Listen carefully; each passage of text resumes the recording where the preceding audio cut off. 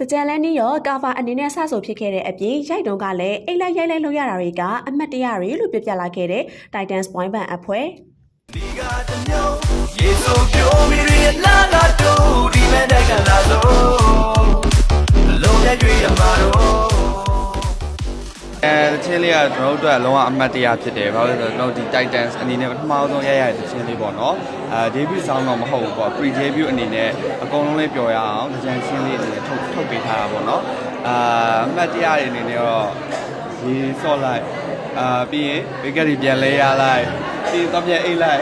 ပြန်နှိုးလိုက်ပြန်ရိုက်လိုက်အဲ့လိုမျိုးလေးရိုက်နေအိတ်လိုက်အိတ်နေရိုက်လိုက်ပေါ့နော်ဒီကအိတ်လိုက်ရိုက်လိုက်ရိုးတော့ပဲနေရိုက်ခါကျရိုက်တာလားအိတ်တာလားမသိရသေးဘူးဖြစ်နေပြီးတော့လေရေရလဲဒါပတ်တော့လေကိုရီးယားမိတ်ကက်တွေတို့စပရေးတို့ပြန်တော့အဲ့ဒါမျက်စိတွေပဲဝင်လို့သူက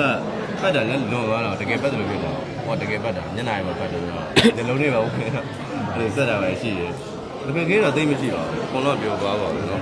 ပြောတော့ဘယ်လို drama ခင်းတာတော့မဟုတ်ဘူးရင်းအနည်းရိုက်တဲ့အချိန်မှာမတိုင်ခင်ကဆေးရုံတက်ရတယ်ပေါ့နော်အဲ့တော့မနေ့၄နာရီမှာပဲအဲ့ဒါဆေးရုံဆင်းပြီးရတယ်အဲ့ရိုက်ကူးကြီးမှာတနေ့ကုန်ဖြားလိုက်ပြန်ရိုက်လိုက်ဖြားလိုက်ပြန်ရိုက်လိုက်အဲ့လိုပဲတောက်ချောက်ရိုက်ခဲ့ရအဲ့ဒါလေးတော့တကယ်အမှတ်တရဖြစ်တယ်စိတ်ပူနေတာအဲ့လို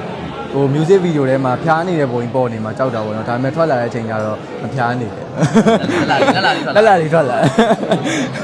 အမတ်တရားတော့ခုနရဲရင်စေးုံတက်တော့ကျွန်တော်တို့သွားပြီးစေးုံကြည့်ရတယ်ပေါ့နော်ညာကင်းအဲ့နေ့အကုန်လုံးလိုက်ဆောင်မထင်ထားတာအဲ့နေ့သူပါနိုင်မယ်လို့မထင်ထားတာသူအဲ့အကြီးပေါ်မှာပေါ့နော်အဲ့ဝိုင်းချိတ်ပြီးတော့အဲ့လိုမျိုးကြီးဇက်တွေလည်း6ကက်ပြီးမျက်နှာဖြူဘက်ဖြစ်နေတာပေါ့နော်အဲ့ဒါနေသူဒီလိုပြီးတော့ပြန်ပါလာနိုင်တာအရန်လဲဝမ်းသာတယ်ပြီးတော့ကျွန်တော်လည်းအဲ့နေ့